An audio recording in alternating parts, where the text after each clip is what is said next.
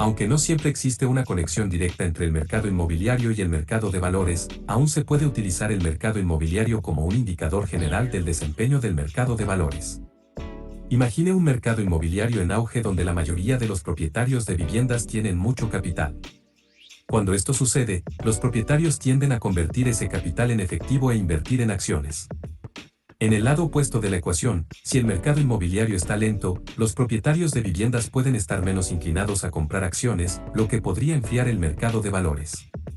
Hemos escuchado últimamente la palabra rebote. Esta palabra es famosa en los partidos de baloncesto, que significa que es el acto de conseguir la posesión del balón después de un lanzamiento de campo o de un tiro libre fallado.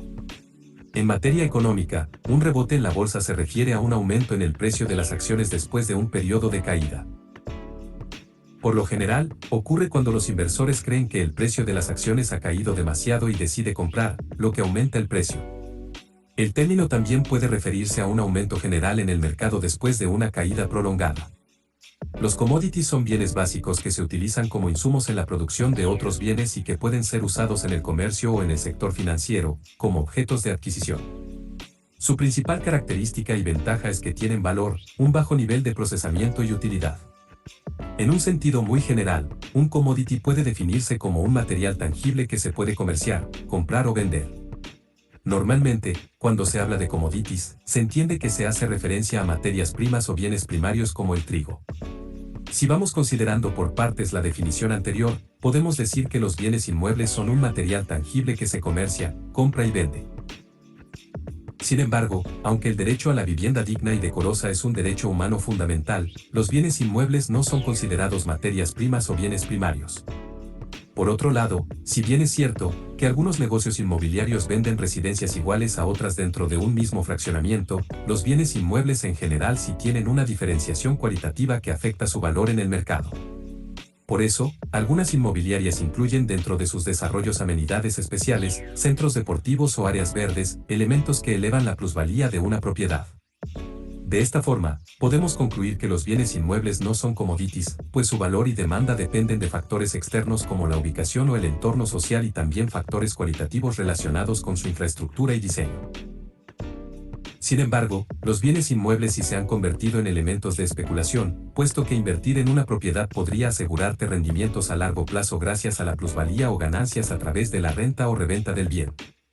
Como podemos observar, es un concepto de identidad económica que se va depurando y diferenciando uno del otro, pero que tiene su impacto en la agrimensura, desde los productos agrícolas, como los mineros y otros. Por eso es importante involucrarse de lleno en los conceptos económicos locales, regionales e internacionales, a los fines de brindar asesoría en los diferentes mercados y tener el mejor análisis para tomas de decisiones.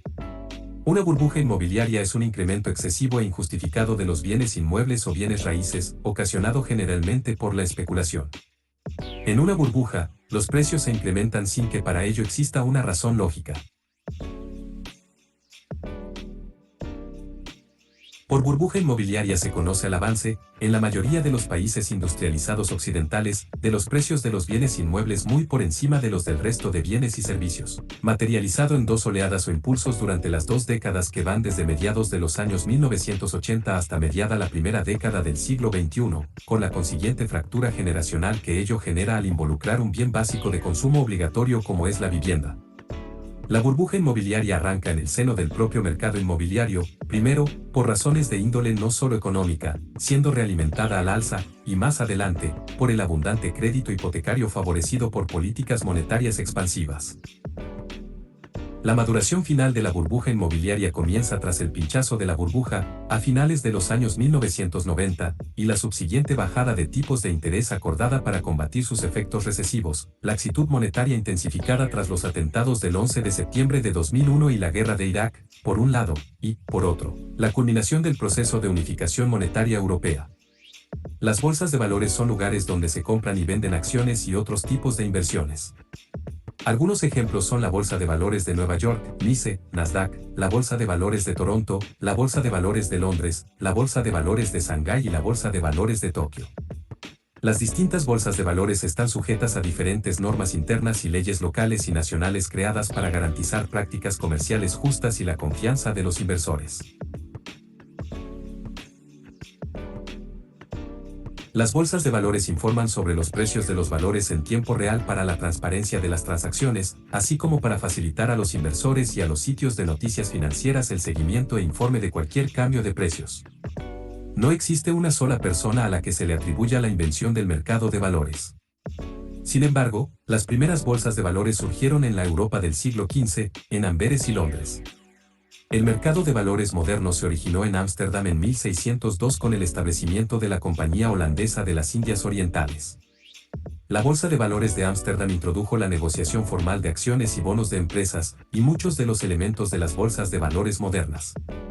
La Bolsa de Valores de Londres se fundó en 1773 como una reunión informal de corredores de bolsa en cafeterías. En las décadas siguientes, se convirtió en una bolsa de valores altamente organizada y una de las de mayor alcance internacional. La Bolsa de Valores de Nueva York se estableció en 1792 y en sus inicios se dedicaba principalmente a la negociación de bonos gubernamentales.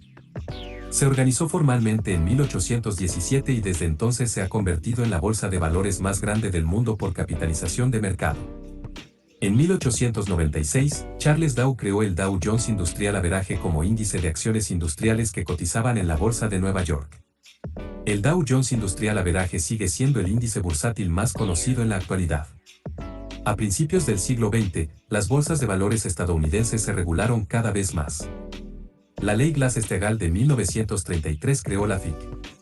La Ley de Valores de 1933 exigió a las empresas que registraran nuevos valores y divulgaran sus estados financieros. La Ley de Intercambio de Valores de 1934 creó la SEC para regular las bolsas. La Ley de Sociedades de Inversión de 1940 reguló las sociedades de inversión como los fondos mutuos. Desde mediados del siglo XX, los mercados de valores se han globalizado, han pasado a la negociación electrónica y han incorporado miles de empresas más y una gama más amplia de inversiones. La capitalización bursátil ha crecido exponencialmente y la participación pública ha aumentado con menores costos de negociación y nuevas opciones como los ETF y los 401(k). Los mercados de valores ahora ofrecen una amplia gama de instrumentos negociables, lo que permite a los inversores personalizar el riesgo.